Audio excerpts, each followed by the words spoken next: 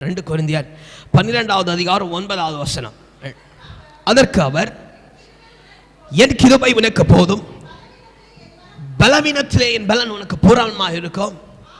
ஆகையால் கிறிஸ்துவின் வல்லமை என் மேல் தங்கும்படிக்கு என் பலவீனங்களை குறித்து நான் மிகவும் சந்தோஷமாய் மேன்மை பாராட்டுவேன். அல்லேலூயா.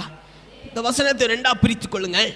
இங்கே சொல்லப்பட்டிருக்கிறது, இயேசு சொல்லுகிற காரியம், என் கிருபை உனக்கு போதும், பலவீனத்திலே என் பலன் பூரணமாய் விளங்கும் என்றார். போதும். இது ஒரு வசனம், ஒரு பகுதியை எடுத்துவிடுங்க.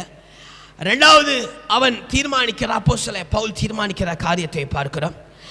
ஆகையால் கிறிஸ்துவுடைய வல்லமை, கிறிஸ்துவுடைய பலன், கிறிஸ்துவுடைய கிருபை நம்மேலே தங்கும்படிக்கு என் பலவீனங்களை குறித்து நான் மிகவும் சந்தோஷப்பட்டு மேன்மை பாராட்டுவேன் என்று சொல்லப்படுகிற காரியத்தை 2ஆக வைத்துக் கொள்ளுங்கள். அல்லேலூயா, அல்லேலூயா. அப்போஸ்தலன் பவுல் இங்கே கொரிந்து சபைக்கு எழுதப்பட்ட காரியத்தில் நம்ம முன்னாடி உள்ள அதிகாரம் 9வது அதிகாரத்தில் எல்லாம் பார்க்கும்போது அங்கே சொல்லப்படுகிற ஒரு காரியத்தை பார்க்கிறோம், அங்கே கொடுத்தல் உள்ள காரியத்தை பார்க்கிறோம். அல்லேலூயா, அல்லேலூயா.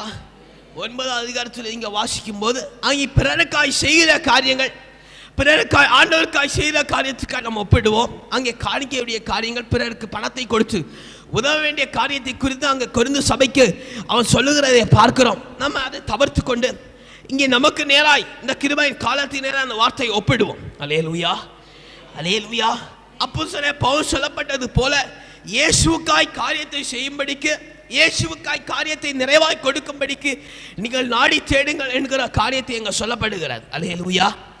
அப்ப இப்படி சொல்லப்பட்டு வரும்போது அவன் இந்த 12வது அதிகாரத்தில் நீங்கள் தொடர்ந்து ஒன்றிலேருந்தே தொடர்ந்து வாசிக்கும் போது அங்கே உங்களுக்கு புரியும். வாசிப்போம், நம்ம தெரியலாம், வாசிக்கலாம், படிக்கலாம்.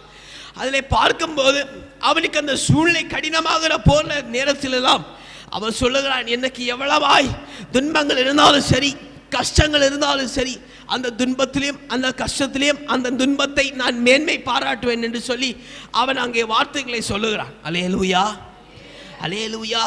அப்படி சொல்லிக்கொண்டே வரும்போது தான் அவன் ஒரு காரியத்தை அங்கே செய்கிறான். அங்கே செய்ததுனால ஆண்டவர் அவனோடு இடைப்படுகிறார். அல்லேலூயா, அல்லேலூயா, அல்லேலூயா, அல்லேலூயா, அல்லேலூயா. அப்போ இங்கே சொல்லப்பட்ட வார்த்தையை நீங்கள் பிடித்துக் கொள்ளுங்கள்.